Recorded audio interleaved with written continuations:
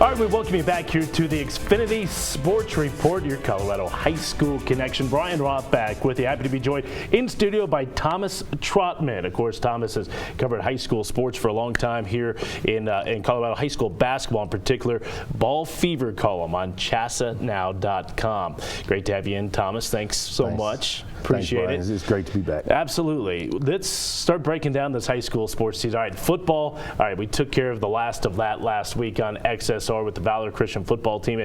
It's now full-on winter sports mode, full-on high school boys basketball mode. That's starting in Class 4A. And, of course, the defending champs Air Academy losing a lot from last season. But the team they beat in the state championship game, it was Longmont. And, well, the Trojans are back and loaded again this year. Absolutely. From what we know, the full starting five from Longmont is returning this year. So everyone who played in that state championship and went undefeated for the whole season is back. And I'm sure those guys are hungry. Led by Justinian Jessup, who's one of the top players in the state, I think committed to Boise State, and they're going to be committed to going after that ring this year. Absolutely. Jessup could be considered one of the top players in the state of Colorado. And you look at their season last year, they go undefeated and then fall in the state championship game. I don't think there's any question the Trojans will be motivated here this season. Other teams in Class 4A to watch out for. How about Valor Christian? And a little bit of a surprise here this offseason as they have a new head coach. Troy Pochner comes over from Devlin. Yeah, I think 18 years at Devlin. Yeah. And with his leadership, you know, he's a veteran coach, super talented roster that he's coming into, led by Jalen Sanders, who's one of our top juniors in the state. And rumors have it that Dylan McCaffrey may be joining the basketball team now that football's wrapped up, as you mentioned. Yep, absolutely. And, you know, Sanders is a kid who averaged 14 points a game last year as a sophomore. Valor Christian's going to be a tough team once again this year. They're going to have some competition in their league. We mentioned Troy Pochner coming from Devlin, always seemed to be good, but Golden could be a team that could challenge them this year. Yes, some veterans returning on that team. Jeffco League's always so tough, so they're battle tested, so to speak, is one of those teams I like to call Golden. Yeah, Golden and Valor Christian each making runs to the grade 8 last season. Let's head down south a little bit, and a Final Four team of a season ago, Lewis Palmer, and they also have one of the top players in the state in Jonathan Scott. Wow.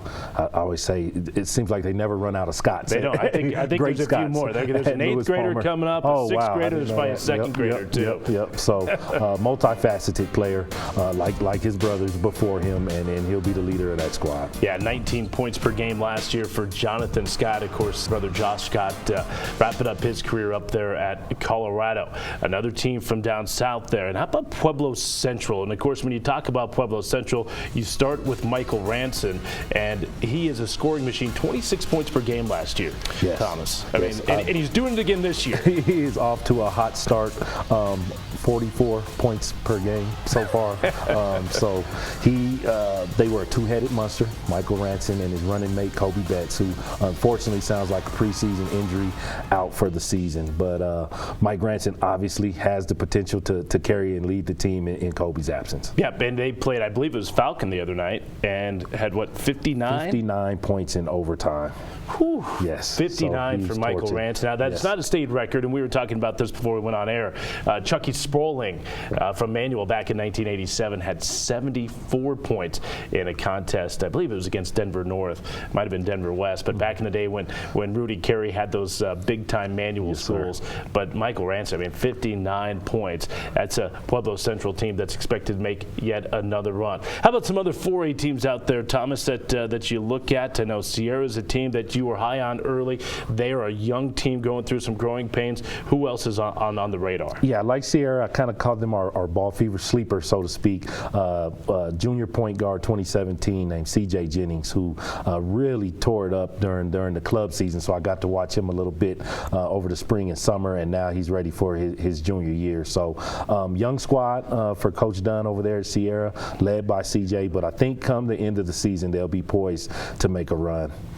So that's a look at Class 4A here. Let's move to Class 5. So 4A, I think, is going to be wide open. I think we can agree on that. There's a lot of teams that have the ability to make a run to Boulder and perhaps take down that state championship. In 5A, there is really no question. There is one clear-cut favorite. That is not to say that we're going to give Overland the gold ball right now, but there's no question, Thomas, they are the team to beat. Clear-cut with Big Duran in the middle. Obviously made his decision on Indiana for his college years. So that monkey's off the back, so to speak. Decision made. All he has to do is enjoy this senior year and try to repeat. Yeah, but then they get a big boost back from Gervais Robinson. End up going to a prep school last season. Gervais is back here for this season. His senior year has full eligibility. And then, you know, a kid who I think surprised some folks maybe a little bit last year, Reggie Gibson, the point guard. I really thought he was one of the big keys of them making that run last season. Yes, as we say in the basketball community, Reggie has some stuff. He's one of our top ball handlers and electrifying player that can definitely bring some oohs and ahs in the gym, but he's solid. Right. Speaking of solid, team that Overland beat in the state championship game last year, Thunder Ridge, and well, it seems like it happens each and every year. Joe Ortiz has yet another good ball club. Rebuild. They just keep coming. Inside and outside, Clay Verk is one of their big men who's committed to Stetson, one of the D1 colleges. So they have some inside, outside action with Austin Mueller, who's the Wyoming commit as well. And a kid I really like, a lot of folks aren't talking a lot about, but who can really stroke it is Troy Brady. So he'll be their perimeter threat. Yeah, all guys that really helped out in that run to a state championship game last season, but they'll have some pretty good competition within that Continental League from Legend. And we've heard Legend's name kind of bound about the last number of years. A grade 8 ball club last season.